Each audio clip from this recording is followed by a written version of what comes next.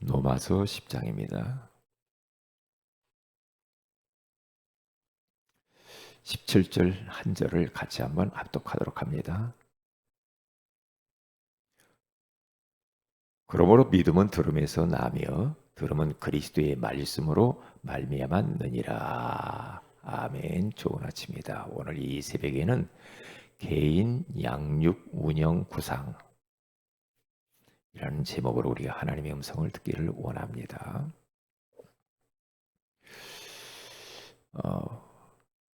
개인 양육, 우리는 모든 성도들이 다 개인 양육자의 응답을 받았고 또 어떻게 개인 양육을 운영할 것인지 구상을 이렇게 하셔야 됩니다. 그래서 우리는 지금 준비하는 겁니다. 나는 개인 양육만 받을래? 그것도 중요하지만 이제는 나도 다른 사람들을 좀 살리고 싶다. 나도 이제는 다른 사람을 개인 양육을 해서 그 사람을 제자로 삼고 후대를 남기고 제자를 남겨야 되겠다. 이렇게 생각을 바꾸시기를 바랍니다. 우리가 시간이 지나고 신앙생활을 이게 시간이 흐르면 이제 좀 성숙이 돼야 되겠죠. 그렇잖아요. 아이가 계속 부모가 밥 떠주는 것만 먹고 앉아 있으면 안 되겠죠. 스스로 밥도 떠먹고 그게 무럭무럭 자라야 되지 않습니까? 그래서 우리는 4단계 훈련을 통하여서 구원의 길을 그려봐라. 그래서 영접운동을 일으키고 영접이 되어지면 그 사람을 이제는 양육을 해줘라. 개인 양육을 통하여서 그를 든든히 세워라. 그리고 이제 그 사람을 제자 훈련을 시켜라. 사모를 통하여서 매일매일 말씀을 붙들고 살도록 제자 훈련을 시키고 이제 당신만 이렇게 구원받고 끝나는 것이 아니고 다른 사람들도 살려야 되지 않냐. 그래서 전도 현장 같이 다니면서 훈련도 보도록 시켜야 되는 겁니다. 하나님의 모든 관심은 전도자에게 있고요. 개인 양육자에게 있습니다. 너무 시급하거든요. 지금 현장에는 목마르게 애타게 복음을 기다리는 자들이 너무 많이 있습니다. 내 가까이에, 아니 내 가족 중에, 내 직장 동료, 사업 파트너들, 그리고 친구, 지인들, 지금 복음의 말씀을 너무너무 사모하고 너무너무 기다리고 있어요. 그런데 이것을 해줄 자가 없으면 안 되겠죠. 아니, 조금만 눈을 열어보세요. 그러면 주변에 복음 받을 사람들이 많이 있거든요. 그래서 우리 예수님께서도 이 땅에 3년 6개월 동안 계시면서 세 가지 사역을 했죠. 첫째로 가르치는 사역을 했잖아요. 개인 양육 훈련을 했어요. 제자 훈련했어요. 전도 가르치기 위해서 같이 다니면서 다 보여줬다니까요. 그리고 치유해 줬어요. 그리고 전도하셨어요. 나는 전도를 위해서 왔다. 그렇게 말하잖아요. 이 세 가지 사역이에요. 그러면서 우리 주님께서 마지막 가시면서 부탁합니다. 마태복음 28장 19절에서 20절에 가서 보면은 이렇게 말합니다. 내가 너희에게 분부한 모든 것을 가르쳐 지키게 하라. 볼지어다 내가 세상 끝날까지 너희와 항상 함께 있으리라. 너희들이 이제 모든 민족과 제자를 삼고 그 제자 삼는 자들을 그냥 놔두지 말고 가르쳐 지키게 해라. 양육해라 이 말이죠. 그러면 내가 너희들과 항상 함께 있겠다고 해요. 세상 끝날까지 항상 함께 하시면서 역사하시겠다는 거잖아요. 너무 중요한 말씀이죠. 오늘 성경 본문 로마서 10장 17절에 가서 봐도 그러므로 믿음은 들음에서 나며 들음은 그리스도의 말씀으로 말미암았느니라. 그러죠. 그러니까 사람들이 믿음이 언제 자라는가? 말씀을 들어야 돼요. 들으려고 하면 어떻게 됩니까? 말씀을 전파해 주는 사람이 있어야 되잖아요. 그래야 복음의 말씀을 듣고 믿음도 자라고 제자로 세워지고 그 사람이 또 다른 사람들을 살릴 수가 있지 않겠어요? 그렇잖아요. 누가 전파해 주는 사람이 없는데 어떻게 믿을 수가 있고 믿음이 자랄 수가 있겠습니까? 안 되지요. 안 돼요. 그래서 그 누구라도 복음의 말씀을 계속 들으면 다 살아납니다. 무너진 것들 다 회복이 됩니다.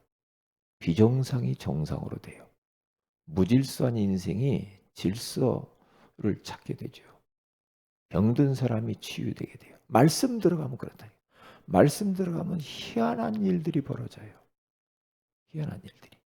그렇기 때문에 우리는 개인 양육자의 응답을 꼭 받아 누리셔야 됩니다. 그렇게 해야 돼요. 희한하죠? 말씀을 양육을 받을 때하고요. 양육할 때의 응답이 더 커요.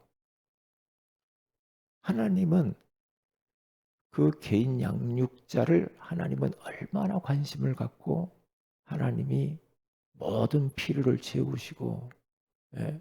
능력을 베푸시고 지혜도 주시고 모든 것 다 주십니다. 다 주셔요. 왜냐하면 제가 양육을 해봐도 그래요. 양육을 해봐도 안 하면 엄청난 축복을 놓치거든요. 뭡니까? 일단 양육을 하려 보면은 기도로 준비해야 되겠죠. 양육을 하려다 보니까 말씀도 준비해야 되겠죠. 성경도 찾아봐야 되겠죠. 그렇죠. 더 간절해집니다. 근데 양육을 안 하면은 그냥 축복을 다 놓치는 거예요. 축복을 다 놓친다니까요. 예. 누구를 내가 양육하러 가야 되겠다. 그냥 갑니까? 아니잖아요. 막 간절해지잖아요. 기도하게 되겠죠. 성령의 역사해 달라고. 성령 충만케 해달라고. 나의 힘 달라고. 지혜 달라고. 말씀 달라고. 그렇게 하다가 말씀을 가르치려고 하나 그 사람에게 하나님께서 큰 위로부터 내려오는 힘을 주잖아요. 힘을 주잖아요. 필요한 거 모든 거 다 줘요. 다 준다니까요. 그래서 지금 현장에 그 멀쩡하죠. 사람이 멀쩡한 것 같잖아요. 아니거든요. 그들의 영혼들은요, 얼마나 복음을 목마르게 기다리고 있는지 몰라. 껍데기만 보지 말아요. 그들의 숨은 면, 내면, 뒷면, 그걸 보시라니까요. 그걸요. 어저께도 저희 집 사람이 서클 하우스라는 그 프로그램을 잠깐 보는 것 같더라고요. 제가 잠깐 이제 이렇게 봤거든요. 잠깐 다 끝날 때쯤. 그런데 오은영 그 박사가 또 다른 프로그램에 또 만들어 가지고 또 하시더라고요. 한데 변호사도 나오고 유튜브 잘 나가는 사람도 나오고 여러 인물들이 나오면서 막 울어요. 왜요? 변호사만 잘 나가잖아. 그런데 아픔이 많아. 유튜브 34만 명의 회원을 거느리고 있어. 매일 들어온대요. 그러죠. 잘 나가지 성공했죠. 그런데 펑펑 울더라고요. 왜냐? 어려서 받은 상처, 아픔. 그러니까 이 나이는 먹었고 몸은 자랐는데 영적 상태는 어린아이 그 상태 그대로 있는 거예요. 이게 어린아이의 이 자아를 가지고 있는 거야. 거기에서 못 벗어나. 어릴 때 받은 그 아픔을. 그래서 결혼도 못하고. 응? 무서워 여자가 또 막. 겉은 멀쩡한데 참 사람들이 골병 들었구만. 큰일 났네. 큰일 났네. 아무리 겉보기에 뭐 좋은 집에서 살고 좋은 차를 타고 다니고 뭐 아무리 뭐 좋은 옷을 입어도 그 껍데기 보고 막 부럽다 그렇게 하면 안 되거든. 안 됩니다. 속는 겁니다. 속는 거예요. 그래서 아모스서 8장의 11절에서 13절에 가서 보면 물이 없어 가람이 아니요 양식이 없어 기갈이 아니라. 그렇죠? 하나님의 말씀을 듣지 못한 기갈이라고 그러잖아요. 그러니까 사람이 먹고 사는 게 문제가 아니라니까. 그게 아니고 하나님의 말씀을 듣지 못해서 기갈 중에 있다는 거예요. 너무 갈증에 시달리고 갈급해 있어요. 그러니까 젊은 남녀, 아름다운 처녀들이요. 이쪽 바다에서 저쪽 바다로 막 말씀을 구하려고 다닌다고 하잖아요. 그런데 누가 말씀을 떼어주는 자가 없어. 말씀을 누가 전해주는 자가 없어가지고 다 쓰러져 버린다. 그렇게 말해요. 아, 그렇구나. 말씀이 없으면 저러는구나.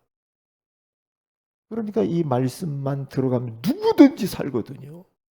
누구든지. 그런데 마가복음 4장 19절에 가서 보니까 이 사람들의 염려가 많고 염려가 많아. 이 말씀이 들어가질 않아. 유혹에 세상 유혹에 빠져가지고 말씀을 못 받아. 그리고 욕심에 사로잡혀서 얼마나 사람들이 막 욕심이 많은지. 그러니까 하나님의 말씀이 비집고 들어갈 데가 없어. 그게 다 속이는 거거든요. 다 속이는 거. 그러니까 마가복음 4장 15절에 가서 봐도 하나님의 말씀을 떨어졌는데 그 말씀이 들리지 않으니까 새들이 와서 다 쪼아먹는다고. 이게 세상 것이 말씀을 막고 사탄이 말씀을 다 막고 빼앗아 가져가 버려. 그렇게 됐다는 거예요. 고린도후서 4장 4절에서 5절에 가서 보세요. 이 세상 신이 복음의 광채가 비치지 못하도록 사람들을 혼미하게 만든대요. 혼미하게 만들어. 말씀을 듣지 못하도록. 이게 이 사단이라는 존재가 사람이 말씀 들어가면 다 살아나는 줄 안다니까. 알기 때문에 말씀을 받지 못하도록 방해해요. 환경을 통해요. 사람을 통하여. 네? 방해해요. 그래서 우리들은 지금 말씀을 전해주는 사람, 전도자 얼마나 필요한지 몰라. 진짜 말씀 양육자 너무너무 필요해요. 필요해. 그래서 이 심부름을 우리들은 해야 된단 말이죠. 해야 돼요. 그래서 우리는 첫째로 다양한 교제가 있어요. 복음절에서 저 사람이 예수 영접을 했다. 그러면 영접을 했으면 이제 가만 놔두면 안 되죠. 영접해서 끝났어. 그러면 부모가 아이를 놔놓고 그냥 방치해버리는 거 똑같거든요. 영접을 했으면은 어떻게 했든지 그 아이를 살려야 되잖아요. 젖을 먹이고 이유식을 하고 또 단단한 음식을 먹이면서 점점 아이가 성장할 수 있도록 도와야 될 거 아닙니까? 그렇죠? 그걸 준비하는 거잖아요, 지금 우리가. 그래서 다양한 교제가 있는 거예요. 다양하게 그 사람을 말씀을 먹이려고. 그래서 구원의 길 풀어서 쓴 게 제가 오후 예배 때 쭉 이야기했고 성도들 찾아가면서 제가 38관가 있는데 해줬잖아요.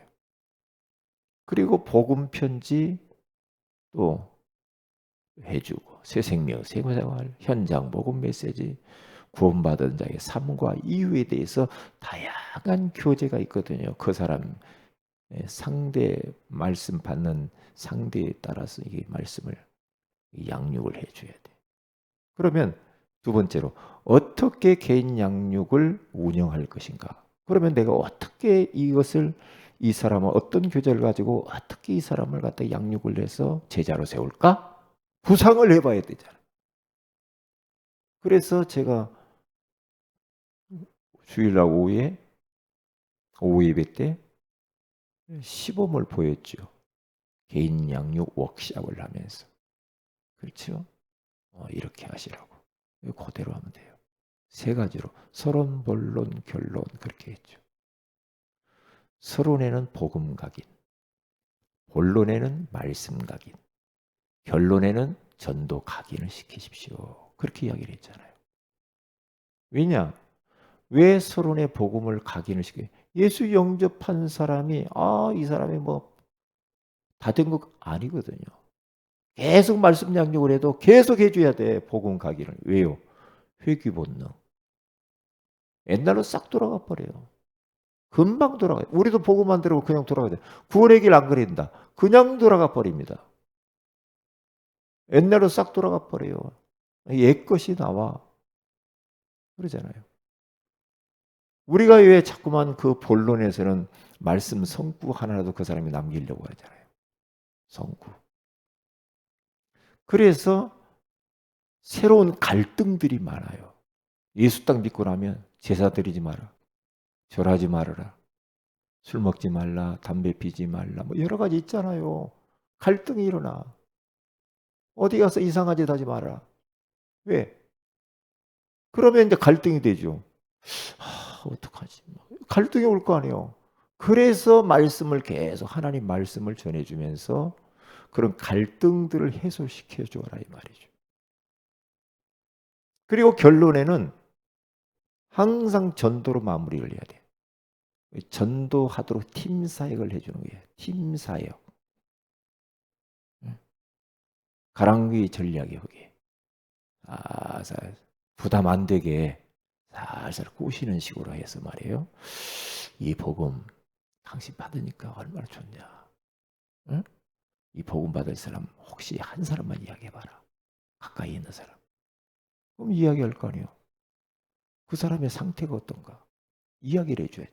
근본 문제 불신자 상태 이야기를. 지금은 그 사람이 그 상태에 있다. 응?